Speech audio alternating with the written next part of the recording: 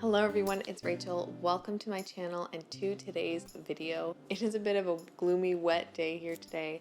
Perfect day to sit down and share some mom advice, which is exactly what we're going to be talking about today.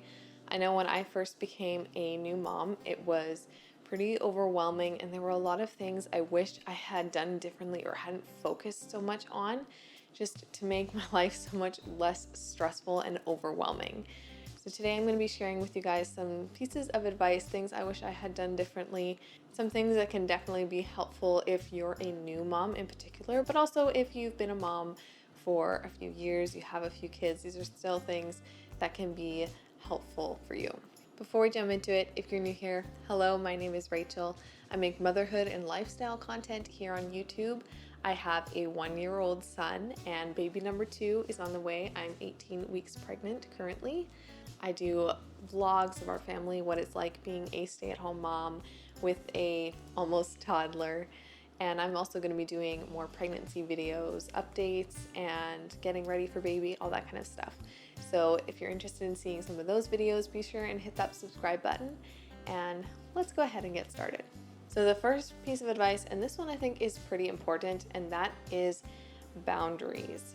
Everyone gets super excited with a new baby, and it can be easy to feel overwhelmed by all the people coming in and visiting the baby, family and friends. Something that was really nice for me was that when Tobias was born, they were actually not allowing anyone in the hospital but me and one support person, which of course was Elias. So we got the first 24 hours after Tobias was born for just the 3 of us to bond, kind of rest a bit and recover. I was feeling a total mess from the delivery and adjusting to breastfeeding, so it was really nice to not have to worry about family and friends coming in, though I know for some people that visiting time in the hospital is really special, but for me I just found it really nice to not have to worry about that. I also set boundaries outside of the whole newborn in the hospital thing with visiting times and lengths.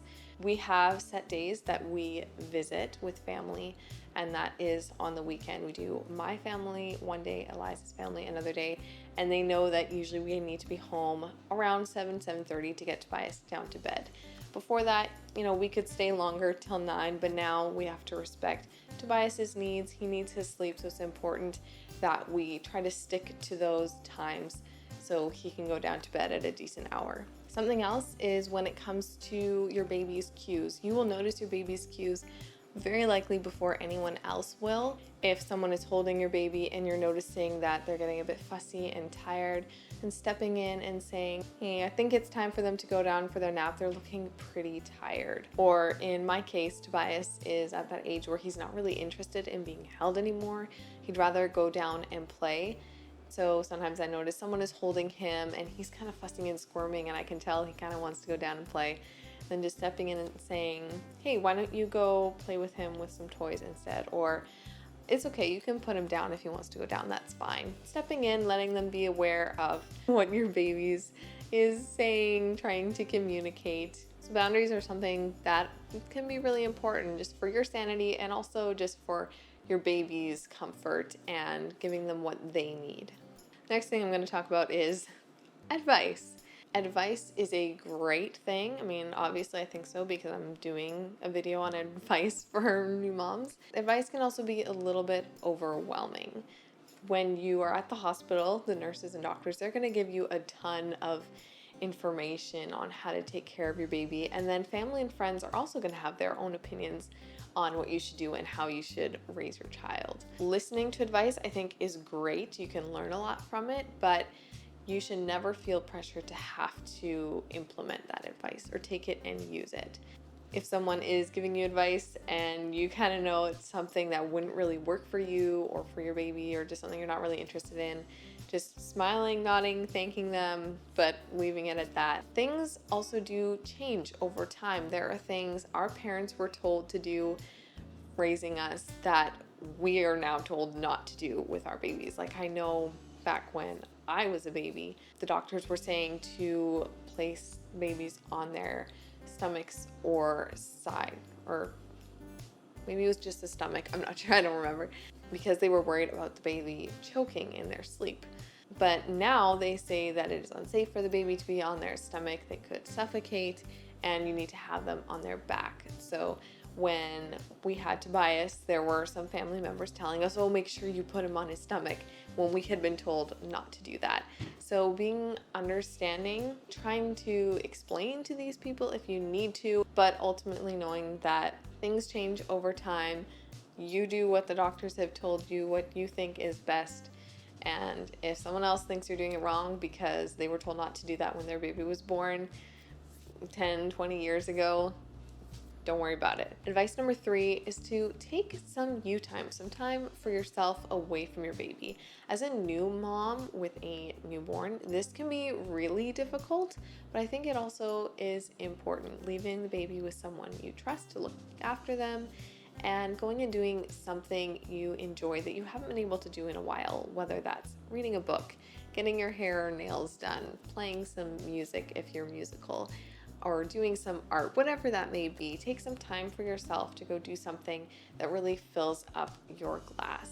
If you're running on an empty glass, it is so much harder to be the best mom you can be, whereas if your glass is full, you have so much more to give. I know some people think that self-care is like a really selfish thing, especially as a mom. You know, we're expected we should be with our kids all the time and taking care of their every need. But it's also important to look after ourselves so that we can give our family what they need. So self-care isn't selfish. I mean, if you're doing it extensively and constantly, maybe a little bit, but taking those little moments here and there throughout the week, or even just once a week, having one day, one afternoon where you go and take some time for yourself. I think that is really important. This next one is something that I really struggled with as a new mom when Tobias was first born, and that is getting really caught up in the rules, or all the things they tell you to do and not to do. They give you this whole spiel of how often you should feed your baby and be waking them up to feed in the night, what their poops should and shouldn't look like, and keeping track of how often they pee and poop and that kind of thing. And it can be a lot. It can be really overwhelming, and I got very caught up in it, making sure I was doing everything exactly right, and it was extremely overwhelming. It was very stressful, and I think honestly I could have stepped back just a little bit and not gotten so caught up in it all and let myself get so stressed by it. Of course, there are some things they tell you for safety reasons, and those are definitely important. But there are some other things, like I think Tobias would have been totally fine if I hadn't woken him up every 3 hours throughout the night, let him sleep a little bit longer if he needed to, then as soon as he woke up, feed him. Just being a little bit more relaxed instead of so strict with all of it. That's definitely something I think I will do differently with baby number 2. The next piece of advice, and this one I think is kind of common for a lot of moms to struggle with. I know it's something I have struggled with occasionally, and that is comparing your baby or child to others. Something that's important to remember is that every baby and every child develops differently and at different stages, and no two develop exactly the same. Tobias, he was army crawling at 4.5 months, but he really struggled with eating solids. It's something that took him quite a while to adjust to. There's still some foods that we are working on now that he's not totally comfortable eating. There are going to be some kids that are walking earlier, other kids that are talking earlier. They're all going to be so different. Unless your doctor shows some concerns, then I think it's important to really just let it go and trust that your baby, your child will get there when they are ready. Tobias is over a year old and he isn't talking yet. He's not really saying any words. I've chosen not to be concerned about it, not to worry about it, because I know he's focused on other things. He's really working on his mobility. I think it'll probably be just a couple months before he's walking. So I know he's not really putting his focus on language and stuff because he's trying to get where he wants to go.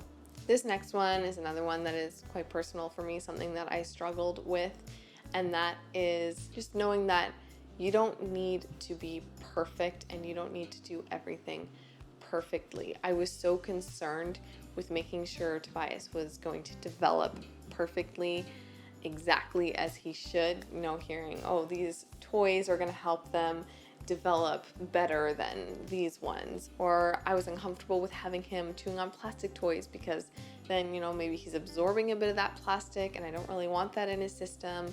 Also being super careful with what I put on my skin because my skin is absorbing that and it's going into my breast milk and going to him. Just getting so caught up in all these things and trying to make sure that he was going to have the perfect development and the perfect little body kind of thing. But ultimately, I can't do all of that. I can't try to keep up with all of that. It's just too much.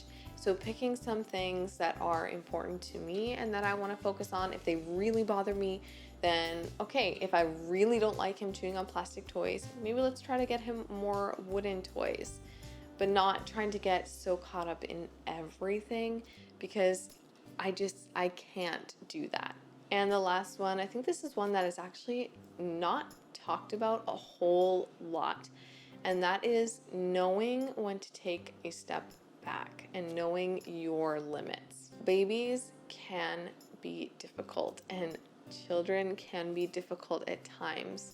It's important to know when you have reached the limit. This is something they actually will most likely mention to you at the hospital, is if you are getting very frustrated with your baby, just if they're crying, it's okay to put them down and just leave them for a few minutes, walk out of the room, let them cry if they won't calm down, and just taking some time for you to step back and relax, let go of some of that frustration for your own good and for your baby's safety as well. I remember there was this one time when, I don't remember how old Tobias was, just a couple months. There was this one day where he just wouldn't stop crying.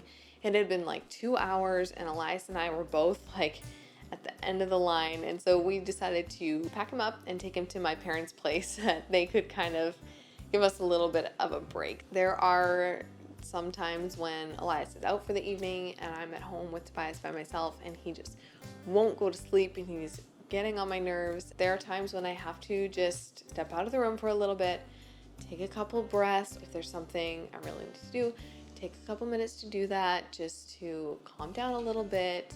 Or if it's in a really long day, have that little bit of a cry, just let it go. And then when I feel more calm and relaxed and able to cope with his crying and going back in and soothing him again. Of course, you don't want to leave them for too long, but it is important if you're feeling really frustrated and like you're reaching your limit to stop, put them down, somewhere safe, of course, and take some time to just step back and breathe and let go of some of that frustration. Having those moments of just feeling like you're gonna go crazy if they cry for another minute, that doesn't make you a bad mom. I'm pretty sure we've all had at least one day like that. It happens. We all have our limit, and sometimes our kids have a way of taking us there. But staying with your child when you are super frustrated is not going to be what's best for them, and it is not going to be what is best for you.